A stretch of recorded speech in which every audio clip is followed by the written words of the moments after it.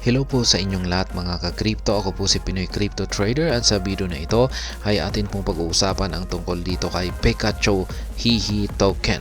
Yan, isa po itong requested na review mula kay ka-crypto natin dito at sapagkat naka-presale daw po sila ngayon.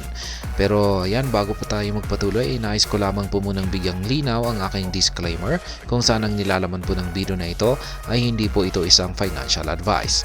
For education and information purposes lamang po ang layunin nito. Maliban po dito ay nais ko na rin pong magbigay babala na wala pong kahit anumang group chat ang Pinoy Crypto Trader. Ayan, hindi po siya listed kay CMC or CoinMarketCap at maging kay CoinGecko. Ayan, kaya diretso na po tayo dito sa kanilang website. Ayan, nakikita po natin dito na sila nga ay naka-pre-sale. Ayan, nakikita po natin dito na meron na lamang po silang 12 days, 7 hours, 6 minutes mula po ngayon. Ayan. Si Pikachu, kilalang kilala naman po siguro ninyo yan. Itong si Pikachu kung nanonood po kayo ng Pokemon. Ayan, audited po siya ng Certic at KYC verified daw po siya. Ayan, ngayon ay pagdating po sa aking review rito ay si Pikachu ay gaya ng aking sinabi kanina ay isa po siyang cartoon character na kilalang kilala ng mga yan, yung mga lalong-lalo na yung mahilig na nanonood sa Pokemon. Ayan. Ngayon ay masasabi ko po na meron po siyang meron pa naman po akong nakita rito na magandang positive side ng Pikachu Hehe token na ito. Ayan, meron po siyang appeal. Ayan, napaka-adorable po ni Pikachu bilang isang character. Ayan, marami pong nagkakagusto sa kanya na bilang isang character. Kaya yan po yung kanyang appeal, yung masasabi ko na isang advantage niya bilang isang meme. Kaya ayan yung pagdating naman po sa Hehe. Ayan, kung bakit parang iniugnay yung Hehe kay Pikachu ay parang ipinapakita po na playful yan or masaya. Yan, masaya ang Pikachu Hehe token. Ibig sabihin parang sinasabi, pinapakita po nila na masaya ang community na ito. Kaya yan, makaka-attract daw, posible pong maka-attract ito ng mga meme enthusiast. Ayan, at sila po ay yung mga meme enthusiast na ito ang bubuo sa isang masayang community. Kaya yan po ang dyan po ang dahilan kung bakit nabuo ang kanyang pangalan na Pikachu Hehe. Kaya ayan, at yan yung isa pang nakikita ko rito ay mukhang may focus naman po yung kanilang community. Ayan, yung kanilang community ay tututukan po yung engagement at saka pag-build. Ayan, at magpo-provide din po sila ng support at saka para i-boost yung adoption tulad din po ng ibang mga meme coin na talagang hindi lamang po sila aasa sa hype.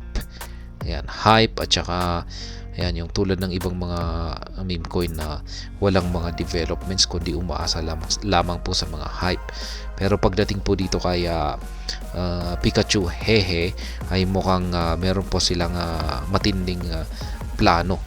Ayan, mukhang ang magiging mangyayari rito ay parang kay Shiba Inu, magdi-develop sila ng mga projects at ibuboost po nila yung kanyang adoption. Ayan, pero yan ay plano pa lamang. Hindi natin alam kung totoo na tututukan nila yan. Ayan, meron na rin po silang airdrop at saka pre-sale campaigns. Kaya ito po yung nagdulot ng engagement sa kanilang malaking mga investor dito. Kaya may mga pumasok po na investor dahil sa mga yan, airdrop at saka may mga pre-sale campaign po nila. At yan, meron po silang malaking initial token supply. At ito po yung nagbibigay ng encouragement yan para magkaroon po sila ng mas magandang distribution at saka participation. Kaya Yan po yung mga nakita kong mga positive side dito kay Pikachu. Hehe. Ngayon ay yung negative side naman po ay yan, bagong-bago pa lamang ito. Nasa early stage pa lamang siya. At ngayon ay meron po silang pre-sale ngayon. Kaya ayan, ibig pong sabihin ay hindi pa tradable ang kanyang tokens or hindi pa available sa mga exchanges, major exchanges. Ayan, yung kanyang token. Kaya ayun, dapat po nating maintindihan yung risk. Ayan, bago po tayo mag-invest dito. Kaya dahil sa bagong-bago pa lamang ito ay wala pa siyang na-establish na mga use cases.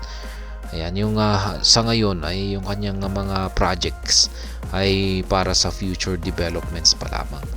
Ayan, mga plano pa lamang yung ating yung mga nandito, yung mga nakasaad dito.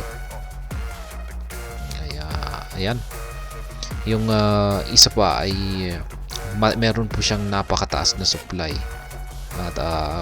at may potential po na meron itong napaka-volatile na magiging behavior ng kanyang prices. Yan, meron po siyang massive supply na umaabot po ng 187.66 trillion.